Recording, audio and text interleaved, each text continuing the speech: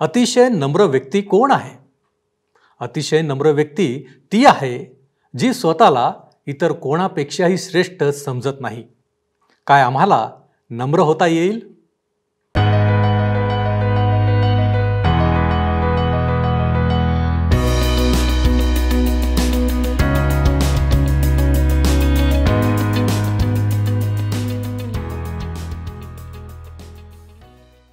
उपस्थित सर्व बंधू आणि भगिनींनो, उपासना कार्यक्रमामध्ये आपले हार्दिक स्वागत. प्रियांनो, जगामध्ये असे अनेक लोक असतात ज्यांना असे वाटत असते की त्यांना सर्व बाबतीत मानपान, सन्मान आणि तेही अतिउच्च असा मिळावा. सर्व ठिकाणी त्यांना अदबीने वागविले जावे. खरं तर अशा प्रकारची इच्छा बाळगणे काही वावगे नाही, परंतु त्यासाठी ती व्यक्तीही तशीच असायला हवी. म्हणजेच आम्ही ज्या मापाने देतो त्याच मापाने आम्हाला मिळते. आणि म्हणूनच आम्ही सर्वांनी आजच्या अध्ययनाकडे लक्ष देणे आवश्यक आहे. उत्तम अशा काही गोष्टी येशू शिकवितो असे आम्हाला दिसेल. तर मग चला प्रियांनो, आपण आपल्या अध्ययनाची सुरुवात करूया. श्रोत्यांनो, मागच्या कार्यक्रमात लुक्रू शुभवर्तमान ह्याच्या 13व्या अध्यायाच्या 21 वचनांपर्यंत आम्ही विचार केला होता. आज 22 पासून पुढची वचने आम्ही पाहणार आहोत आणि नंतर 14व्या अध्यायाला आम्ही सुरुवात करूया. माझ्यासोबत उघडा लुक्रू शुभवर्तमान 13वा अध्याय. आम्ही पाहिलं होतं श्रोत्यांनो की कशा प्रकारे खमीराविषयी 21 वचनामध्ये आम्ही वाचले. खमीर हे दुष्टतेचे प्रतीक आहे आणि पवित्र शास्त्रामध्ये त्याला दुष्टतेला प्रगट करण्याकरिताच वापरण्यात आले आहे. आता आपण 22वे वचन वाचूया. तो गावोगावी व खेडोपाडी शिक्षण देत देत येरुशलेमीकडे चालला. ह्या ठिकाणी आम्हाला दिसतं की प्रभू येशू येरुशलेमकडे वाटचाल करीत आहे. लुकाने, जो ह्या शुभवर्तमानाचा लेखक आहे, त्याने आम्हाला लुक्रू शुभवर्तमान 9वा अध्याय आणि 51 वचनामध्ये आधीच सांगितले आहे. पुढे असे झाले की त्याचा वर घेतले जाण्याचा समय जवळ आला, तेव्हा त्याने येरुशलेमेस जाण्याच्या दृढ निश्चयाने तिकडे आपले तोंड वळवले. प्रभू येशू येरुशलेममध्ये मरण्याकरिता जात आहे. हा आमच्या तारणाऱ्याचा ह्या पृथ्वीवरचा शेवटचा प्रवास आहे. 23 पासून 30 वचने सांगतात, तेव्हा कोणा एकाने त्याला म्हटले, प्रभूजी, तारण प्राप्ती होत असलेले लोक थोडे आहेत की काय? तो त्यांना म्हणाला, अरुंद दरवाजाने आत जाण्याचा नेटाने यत्न करा. कारण मी तुम्हाला सांगतो, पुष्कळ लोक आत जाण्यास पाहतील, परंतु त्यांना जाता येणार नाही. घरधण्याने उठून दार बंद केले म्हणजे तुम्ही बाहेर उभे राहून दार ठोकीत म्हणू लागाल, प्रभूजी, आम्हासाठी दार उघडा.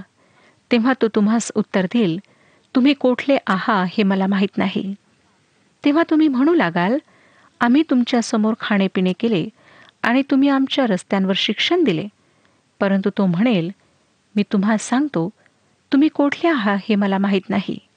अहो सर्व अधर्म करणाऱ्यांनो, तुम्ही माझ्यापासून दूर व्हा. तुम्ही जेव्हा अब्राम, इसाक व याकोब व सर्व संदेष्टे ह्यास देवाच्या राज्यात असलेले व आपणास बाहेर टाकलेले पाहाल, तेव्हा तेथे रडणे व दात खाणे चालेल. पूर्वेकडून व पश्चिमेकडून, उत्तरेकडून व दक्षिणेकडून लोक येऊन देवाच्या राज्यात वसतील. आणि पहा, जे पहिले होतील असे काही शेवटले आहेत, आणि शेवटले होतील असे काही पहिले आहेत. हा प्रश्न का विचारण्यात आला ह्याचा अंदाजा लावणे कठीण आहे. कदाचित हा प्रामाणिक प्रश्न असू शकतो. ख्रिस्ताचे आध्यात्मिक तेज अनेकांना त्याच्याकडे आकर्षित करीत असे, परंतु लवकरच त्यांना कळत असे की त्याच्या मागे चालण्याकरिता त्यांना किंमत द्यावी लागते. त्याच्याकडे येऊन परत फिरणारे नेहमीच अनेक होते. मार्क शुभवर्तमान 14वा अध्याय आणि 50वे वचन आम्हाला फार स्पष्टपणे सांगतं. मार्क शुभवर्तमान 14वा अध्याय आणि 50वे वचन. तेव्हा ते सर्व त्याला सोडून पळून गेले. श्रोत्यानो, त्याने हे स्पष्टपणे सांगितले की त्याच्या मागे चालण्यास त्यांना किंमत द्यावी लागेल. जर आम्ही आमच्या संकुचित व सहजपणे विचार करणाऱ्या वृत्तीने ह्याकडे पाहिले तर हे पाखंडी ठरेल. हा धोक्याने भरलेला प्रश्न होता. येशूने मात्र त्याचे सरळ उत्तर दिले नाही. तो ह्या मनुष्याला म्हणत आहे की तुझे तारण झाले आहे ह्याची निश्चिती कर. पुढे 31 पासून 33 वचने सांगतात. 13वा अध्याय 31 ते 33. त्याच घटकेस कित्येक परुषी येऊन त्याला म्हणाले, इथून निघून जा, कारण हेरोद तुम्हाला जीवे मारावयास पाहत आहे. त्याने त्यांना म्हटले, त्या खोकडाला जाऊन सांगा, पहा, मी आज व उद्या भूते काढतो व रोग बरे करीतो आणि तिसऱ्या दिवशी मी परिपूर्ण होईन. तरी मला आज, उद्या व परवा पुढे गेले पाहिजे, कारण यरुशलेमेबाहेर संदेष्ट्याचा नाश झाला असे व्हावयाचे नाही. प्रभू येशूने हेरोदाला ह्या ठिकाणी खोकडा असे म्हटले आहे. मानव प्राण्यांपासून निघालेला नाही श्रोत्यानो, परंतु पुष्कळदा मानव आपल्या वागणुकीमुळे प्राण्यासारखा बनतो, हे मात्र खरे. ह्या ठिकाणी आमचा प्रभू पडद्याआड असलेला त्याचा सुटकेचा व पुनरुत्थानाचा कार्यक्रम मांडत आहे. 34 आणि 35 वचने सांगतात, एरुशलेमे, एरुशलेमे, संदेष्टांचा घात करणारे व तुझ्याकडे पाठविलेल्यास दगडमार करणारे, जशी कोंबडी आपली पिले पंखाखाली एकवट करीते, तसे तुझ्या मुलाबाळास एकवट करण्याची कितीदा माझी इच्छा होती, पण तुमची इच्छा नव्हती. पहा, तुमचे घर तुमच्यावर सोडिले आहे. मी तुम्हाला सांगतो, परमेश्वराच्या नावाने येणारा तो धन्यवादित असे तुम्ही म्हणाल, तोपर्यंत मी तुमच्या दृष्टीस पडणार नाही. पुन्हा तो यरुशलेमविषयी आपली कळकळ आणि प्रेम ह्या ठिकाणी जाहीर करीत आहे. यरुशलेम असे शहर होते श्रोत्यानो, जेथे येशूला मरायचे होते. तो ह्या महान शहरावर न्यायाची घोषणा करतो. मत्ते शुभवर्तमान 5वा अध्याय आणि 35व्या वचनामध्ये ह्या शहराला थोर राजाची नगरी असे म्हटले आहे. तो पुन्हा येणार ह्याची सुद्धा तो घोषणा करतो. दुसऱ्यांदा जेव्हा त्याचा प्रवेश होईल श्रोत्यानो, तेव्हा तो खरोखर विजयी प्रवेश असणार आहे. ह्यावेळेला येशूने यरुशलेममध्ये मरण्याकरिता प्रवेश केला होता, परंतु त्याचा दुसरा प्रवेश फार विजयाचा असा असणार आहे. आता आपण 14व्या अध्यायाला पाहणार आहोत. 14व्या अध्यायात परुषाच्या घरी येशू भोजनात जातो. तेथे नम्रता व आदरातिथ्य ह्याविषयीचा दृष्टांत तो सांगतो. मोठ्या जेवणावळीचा दृष्टांत, बुरुज बांधण्याविषयीचा दृष्टांत, लढाईकरिता जाणाऱ्या राजाचा दृष्टांत, ज्या मिठाचा खारटपणा दूर झाला आहे त्या मिठाचा दृष्टांत प्रभू येशू सांगत आहे. परुषातील एका अधिकाऱ्याच्या घरी येशूला भोजनाकरिता आमंत्रित करण्यात आले आणि येशू त्या ठिकाणी भोजनाकरिता गेला. तेथे तो त्यांना कशा प्रकारे शिकवण देतो हे फक्त लुकाने आपल्या शुभवर्तमानात नोंदले आहे. तसेच बुरुज बांधणे व लढाईसाठी तयारी करणारा राजा हे दाखले सुद्धा ह्याच शुभवर्तमानात आम्हाला वाचायला मिळतात. हे दोन्ही दाखले शिष्यतेशी संबंधित आहेत. मिठाच्या दृष्टांताद्वारे मग तो शेवट करतो. वाचू यशोत्यानो 14व्या अध्यायाचं पहिलं वचन. तो एका शब्दात दिवशी परुषातील कोणा एका अधिकाऱ्याच्या घरी भोजनास गेला. तेव्हा असे झाले की ते त्याच्या पाळतीवर बसले होते. ह्या ठिकाणी श्रोत्यानो आम्हाला दिसतं की कशा प्रकारे येशूवर पाळत ठेवण्यात आली. जर एखाद्या पुरुषाने माझ्यावर पाळत ठेवण्यास मला भोजनास बोलाविले असते तर मी कधीच गेले नसते, आणि हे मी आपणा पुढे फार प्रामाणिकपणे कबूल करते. ते लोक अशा काही गोष्टींच्या शोधात होते ज्यामुळे प्रभू येशूचा अपमान होईल. ह्या पहिल्या वचनाद्वारे तेथले वातावरण आणि तेथली स्थिती कशी होती त्याचा थोडा सुगावा आम्हाला लागतो. जेवणाआधी थोडे तणावपूर्ण वातावरण तेथे निर्माण झालेले आम्हाला दिसते. दुसरं वचन आम्हाला सांगतं, आणि पहा, जलोदर झालेला कोणी एक माणूस त्याच्यासमोर होता. जलोदर झालेल्या माणसाला तेथे मुद्दामच येशूला दोषात धरण्यासाठी ठेवण्यात आले होते. तो शब्दात पाळतो किंवा तोडतो हे त्यांना पाहायचे होते. त्याने काय केले पहा. प्रथम त्याने प्रश्न विचारला आणि ते उत्तर देण्यास घाबरले. 3 पासून 5 वचने आम्हाला सांगतात, येशूने शास्त्रास व पुरुषास विचारले, शब्बात दिवशी रोग बरे करणे योग्य आहे किंवा नाही? तेव्हा ते गप्प राहिले.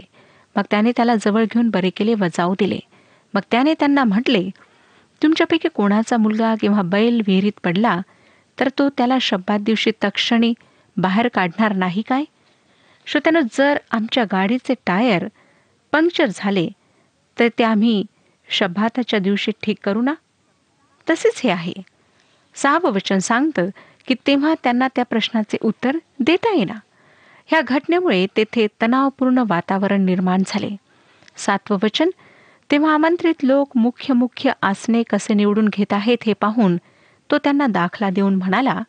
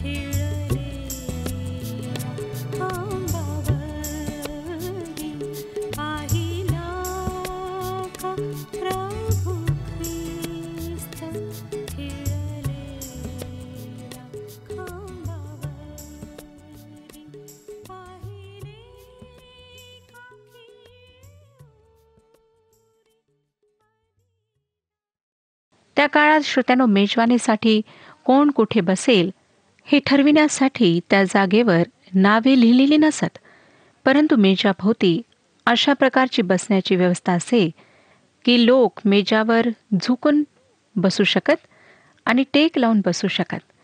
प्रत्येक बाजूला 3 जागा असत जेथे टेकून बसता येई. मधातली जागा आदराची मानल्या जाई. जसे 1, 2, 3 मध्ये दुसरी जागा आदराची, 4, 5, 6 मध्ये 5व्या नंबरची जागा आदराची असे. व ह्या आदराच्या जागेला प्राप्त करण्यासाठी लोक खूप धडपड करीत आणि अगदी हेच चित्र ह्या ठिकाणी मांडण्यात आले आहे. 8 ते 10 वचने पहा काय सांगतात. कोणी तुला लग्नाच्या मेजवानीचे आमंत्रण केले तर मुख्य आसनावर बसू नको. कदाचित तुझ्यापेक्षा अधिक योग्यतेच्या माणसाला त्यांनी आमंत्रण केले असेल. मग ज्याने तुला व त्याला आमंत्रण केले तो येऊन तुला म्हणेल, ह्यांना जागा दे. तेव्हा तू लाजेने अगदी खालच्या जागेवर जाऊन बसशील. श्रोत्यानो, आमच्या प्रभूने म्हटले की जेव्हा तुला जेवायला आमंत्रित केल्या जाते तेव्हा आदराचे स्थान मिळवण्याचा प्रयत्न करू नको. कदाचित त्या जागेसाठी त्याने दुसऱ्या कोणाला आमंत्रित केलेले असेल. ह्या घटनेद्वारे आमचा प्रभू एक महान तत्व आमच्याकरिता मांडत आहे. 14वा अध्याय आणि 11वं वचन पहा काय सांगतं. कारण जो कोणी आपणाला उंच करीतो तो नमविला जाईल व जो आपणाला नमवितो तो उंच केला जाईल. विश्वासणारे होण्याच्या नात्याने हे फार महत्त्वाचे तत्व आमच्यासाठी आहे. आता आमचा प्रभू त्या घरधन्याला सुधरवित आहे. 12 पासून 14 वचने. मग ज्याने त्याला आमंत्रण केले होते त्यालाही तो म्हणाला, जेव्हा तुम्ही दुपारची किंवा संध्याकाळची जेवणावळ कराल तेव्हा तुम्ही आपले मित्र, आपले भाऊ, आपले नातलग किंवा धनवान शेजारी ह्यांना बोलावू नका, कारण तेही कदाचित तुम्हाला उलट आमंत्रण करीतील व तुमची फेड होईल. तर तुम्ही मेजवानी द्याल तेव्हा दरिद्री, व्यंग, लंगडे व आंधळे ह्यांना आमंत्रण करा. म्हणजे तुम्ही धन्य व्हाल, कारण तुमची फेड करावयास त्यांच्याजवळ काही नाही. तरी नीतिमानाच्या पुनरुत्थानासमयी तुमची फेड होईल. श्रोत्यानो, साधारणपणे आम्ही आमच्या जीवनात त्याच लोकांना घरी आमंत्रित करतो जे आम्हाला त्यांच्या घरी आमंत्रित करतात. परंतु ज्यांच्याजवळ आम्हाला परत देण्याकरिता काही नाही त्यांच्याकडे आम्ही कधी लक्ष पुरवतो का? नाही. परंतु प्रभू येशू ख्रिस्त ह्या ठिकाणी हेच सांगत आहे की अशा लोकांना आमंत्रित करा ज्यांच्याजवळ तुम्हाला परत देण्याकरिता काहीच नाही. आता ह्या पुढे मोठ्या जेवणावळीचा दृष्टांत आम्ही पाहणार आहोत. ह्या भोजनाच्या वेळी जे तणावपूर्ण वातावरण निर्माण झाले, काय त्याची आपण कल्पना करू शकता? त्यांच्यासमोर ख्रिस्ताने जलोदर असलेल्या व्यक्तीला बरे केले होते. त्याने प्रथम पाहुण्यांना सुधरवले, नंतर घरधन्याला सुधरवले आणि कोणीच काही बोलत नव्हते. 15वं वचन सांगतं, मग त्यांच्याबरोबर भोजनास बसलेल्यांपैकी कोणाएकाने ह्या गोष्टी ऐकून त्याला म्हटले, जो कोणी देवाच्या राज्यात भाकर खाईल तो धन्य. मी जर तेथे असते ना श्रोत्यांनो, तर त्याला विचारले असते की तुझ्या म्हणण्याचा काय अर्थ आहे. हे त्या शांततेला भंग करणारे वाक्य होते. आजपर्यंत ह्या वाक्याचे कोणीच स्पष्टीकरण देऊ शकले नाही. मला वाटतं की हे वाक्य एक फार गोडव्याने असे भरलेले होते आणि हे एक नेहमीचेच वाक्य होते. आम्हाला अशा प्रकारचे बोलणे, अशा प्रकारची वाक्य आज बरीच ऐकायला मिळतात. आज बरेच लोक देवाची स्तुती असो असे शब्द फार सहजपणे उच्चारतात. श्रोत्यांनो, देवाची स्तुती करणे चांगले आहे, ह्या बाबतीत माझे काहीच म्हणणं नाही. परंतु जर एखादी व्यक्ती सारखी सारखी ते म्हणत राहते आणि मनापासून देवाची स्तुती करीत नाही, तर असे शब्द तोंडातून उच्चारणे निरर्थक आहेत.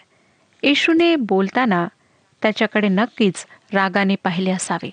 16 आणि 17 वचने सांगतात, त्याने त्याला म्हटले, कोणा एका मनुष्याने संध्याकाळची मोठी जेवणावळ केली तेव्हा पुष्कळांना आमंत्रण केले आणि जेवणाच्या वेळेस आता या तयारी झाली आहे असे आमंत्रितास सांगावयाला त्याने आपल्या एका दासाला पाठविले. अशा प्रकारच्या मेजवानीस येण्याचे निमंत्रण फार आधी देण्यात येत असे. परंतु जेव्हा मेजवानीचा दिवस आला तेव्हा प्रत्येकाला व्यक्तिगत आमंत्रण देण्यात आले. मनुष्य त्याच्या बाबतीत आता काय करणार ते आम्ही पाहणार आहोत. श्रोत्यानो, देवाचे आमंत्रण जे मानवाकरिता आहे ते तारणासाठी आहे. ह्या मेजवानीत येण्याकरिता आपण स्वतः काही करू शकत नाही. आम्ही आमच्या प्रयत्नांनी ह्या मेजवानीस येऊ शकत नाही. फक्त देवाच्या कृपेनेच आम्ही ह्या मेजवानीत भाग घेऊ शकतो. इफिस्करासपत्र 2 अध्याय 8 आणि 9 वचने सांगतात. इफिस्करासपत्र 2 अध्याय 8 आणि 9 वचने.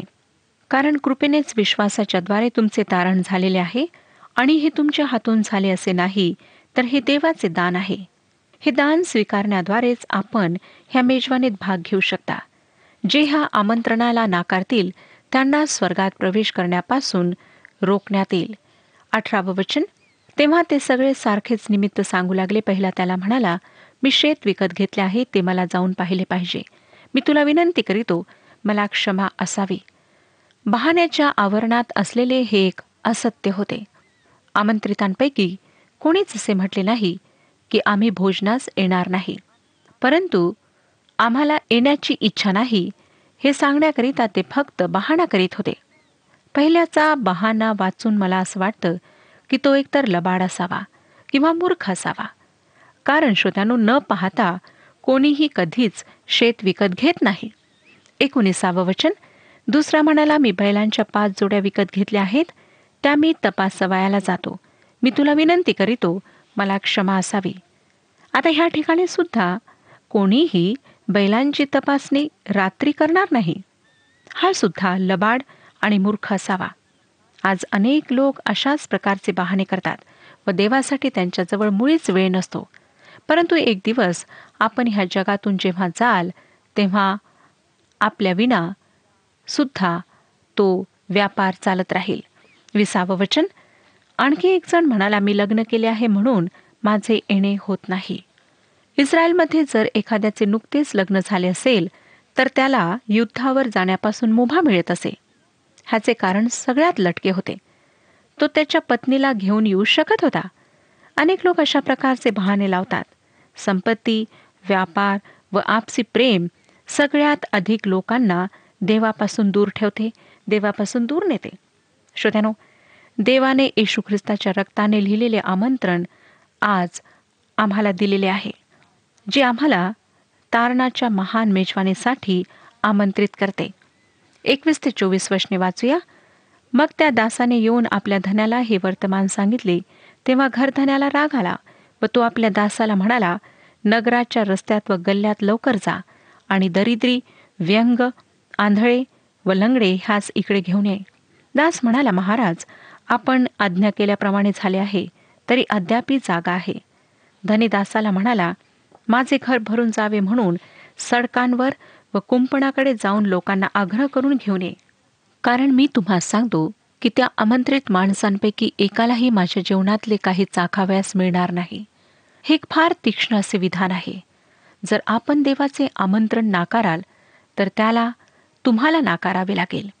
तुम्हाला वेगळे करण्यात येईल, कारण तुम्ही त्याचे आमंत्रण स्वीकारण्याकरिता नकार दिला. 25 ते 27 वचने.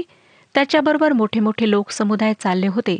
तेव्हा तो त्यांच्याकडे वळून म्हणाला, जर कोणी माझ्याकडे येईल पण आपल्या बाप, आई, बायको, मुले, भाऊ व बहिणी ह्यांचा आणि आपल्या जीवाचाही द्वेष करणार नाही, तर त्याला माझा शिष्य होता येणार नाही. जो कोणी स्वतःचा वधस्तंभ घेऊन माझ्या मागे येत नाही, त्याला माझा शिष्य होता येत नाही.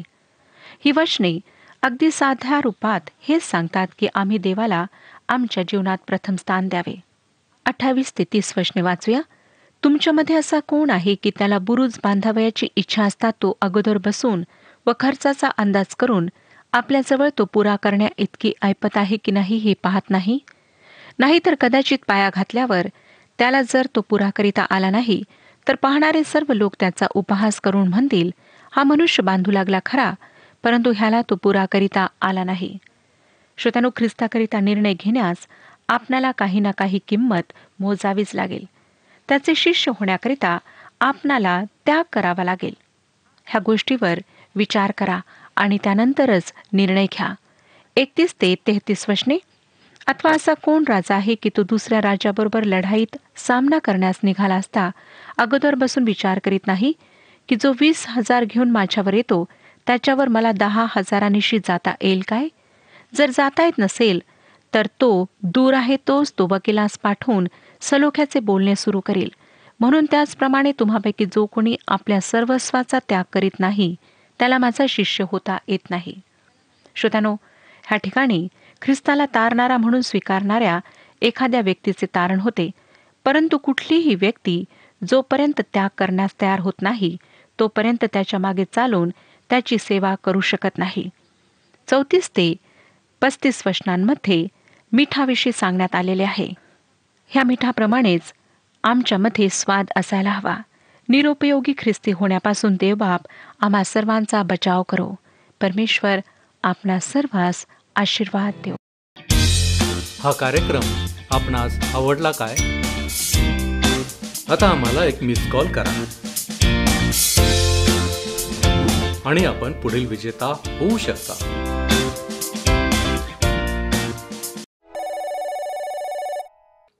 प्रियांनो, आजच्या अध्ययनात आपण एक महत्त्वाची गोष्ट शिकलो. आमच्यामध्ये नम्रता हवी आणि म्हणूनच येशू ख्रिस्ताने सांगितले की जो कोणी स्वतःला उंच करतो तो नमविला जाईल व जो स्वतःला नमवितो तो उंच केला जाईल. प्रियांनो, नम्रता आम्हाला त्याग शिकवते आणि त्यामुळे ख्रिस्ताचा नियम पूर्ण करण्यास मदत मिळते. आम्ही कोणाला आमंत्रित करणारे आहोत? आमच्या आमंत्रणामुळे काय दरिद्री, अपंग, लंगडे व आंधळे यांना फायदा होतो? विचार करण्याची आवश्यकता आहे. ख्रिस्त आजही आमच्याकडून काही अपेक्षा बाळगतो, कारण आजही आमच्यासाठी त्याचे सर्व संकल्प हिताचे आहेत. देव करो आणि आपणास या गोष्टी समजून ख्रिस्त आमच्या जीवनाद्वारे गौरविला जाओ. आपण प्रार्थना करू. स्तुतीस पात्र आणि सन्मानास योग्य आमच्या जिवंत प्रेमळ परमेश्वरा, धन्यवाद देतो, तुझी स्तुती करतो आजच्या दिवसाबद्दल. प्रभूजी, तुझ्या वचनांच्याद्वारे तू आम्हाला मार्गदर्शन केलेलं आहेस.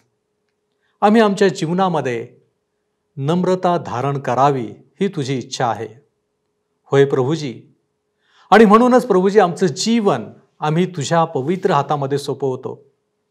यासाठी की प्रभूजी ती नम्रता आम्हाला धारण करता यावी. त्या नम्रतेने आम्ही आमच्या जीवनामध्ये जगावं, वागावं, बोलावं आणि प्रभूजी आमची प्रत्येक कृती ही तुला मान्य होणारी असू शकेल. आणि म्हणूनच बापा, तुझं वचन जे म्हणतं ते आम्ही आठवतो. तुझं वचन असं म्हणतं की आधी नम्रता मग मान्यता.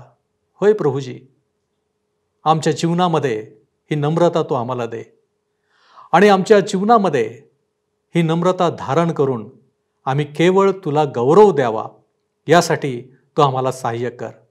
आमचं सर्व अशक्तपणा तुला ठाऊक आहे आणि म्हणूनच आम्ही तुझ्या चरणापाशी आलेलो आहोत. तू आमचा स्वीकार कर, तू आम्हाला आशीर्वादित कर. येशू ख्रिस्त आमचा प्रभू याच्या द्वारे मागतो म्हणून तू ऐक. आमेन. प्रभूसमोर नम्र व्हा, म्हणजे तो तुम्हाला उच्च करेल. प्रभू आपणास सहाय्य करो.